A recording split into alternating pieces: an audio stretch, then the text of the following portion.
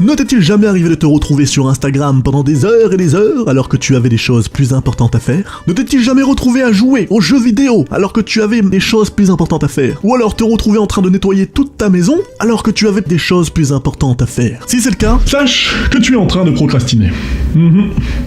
Pas bien. Mais pas de panique, puisque dans cette vidéo, je vais te donner mes 17 hacks pour arrêter de procrastiner. Voilà. C'est parti. Post-scriptum, un peu mal placé mais bon. Ces 17 hacks viennent de ces 7 livres. Des livres vraiment intéressants que je t'invite à lire, les liens sont en description si tu le souhaites. Ceci étant dit, reprenons. Numéro 1, mettre la table. Comme le dit Brian Tracy, il faut mettre tout en œuvre pour travailler dans un environnement sain. Si ton bureau est en bordel, c'est sûr que ça te donnera pas envie de t'y mettre. Alors range et nettoie un bon coup pour pouvoir bosser dans des conditions les plus agréables possibles. Numéro 2, la technique Pomodoro. Une technique qui consiste à mettre un timer de 25 minutes. Pendant cette période-là, tu travailles comme un fou. Puis, tu prends une pause de 5 minutes et tu recommences ça 4 fois. Ça installe un sentiment d'urgence qui te motive à agir et te maintient productif. Vraiment efficace comme technique. Numéro 3, installer une routine. Cela permet de créer un chemin neuronal qui va te mettre en condition pour performer. Tu passes en mode automatique. Lorsque ta routine est bien installée, c'est un très bon moyen pour te mettre à taffer, peu importe ton niveau de motivation. Numéro 4, voir plus loin. Se projeter à long terme est un excellent moyen de trouver ce que l'on souhaite vraiment faire. Et une fois que tu as trouvé, la motivation restera beaucoup plus facilement à tes côtés. Numéro 5, pas de multitâche. Tu connais ce sentiment où tu es un peu débordé car tu as trop de choses à faire et tu ne sais pas vraiment par où commencer? Et au final, tu ne fais rien. La solution que propose Léo Babauta dans son très bon livre L'art d'aller à l'essentiel, c'est d'avoir tout simplement un seul et unique objectif. Numéro 6, les récompenses à la fin. Donne-toi des récompenses une fois que tu as fait le travail. Moi, j'adore cette technique, ça me motive énormément et en plus, ça me permet de savourer encore plus la récompense. Tout bénef. Numéro 7, abonne-toi. Oui, c'est prouvé par une grande étude que si tu t'abonnes, tu auras 70% de moins de procrastination. Voilà. Numéro 8, le pouvoir du décompte. On réagit tous à un décompte, c'est un point d'ancrage puissant qui te met dans l'action. Fais un décompte dans ta tête avec un objectif précis, tu verras, c'est extrêmement efficace. Allez, je vais ranger. Numéro 9, la planification. C'est l'un des meilleurs moyens de ne pas procrastiner. Et oui, il est plus facile de se mettre à agir quand on sait ce qu'on doit faire. Alors planifie tes journées, fixe-toi des objectifs quotidiens et surtout écris-les sur un papier. Numéro 10, supprimer les ennemis, les réseaux sociaux. Comment ne pas y être accro?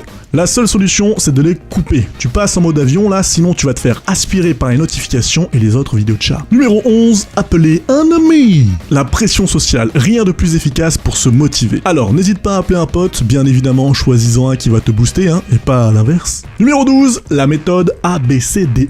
Une méthode qui vient du livre Avaler le crapaud de Brian Tracy. Cela consiste à classer les tâches par ordre d'importance. Pratique pour clarifier ce qui est utile ou non, tu pourras plus facilement te motiver car tu sais à présent ce qui est important de faire. Numéro 13, les pauses créatives. Cela permet de rester en forme mentalement, ce qui t'aidera très grandement à lutter contre la flemme. Numéro 14, remplacer les mauvaises habitudes. Il est parfois dur de stopper une mauvaise habitude, comme par exemple regarder trop les réseaux sociaux. Le plus simple, c'est de les remplacer.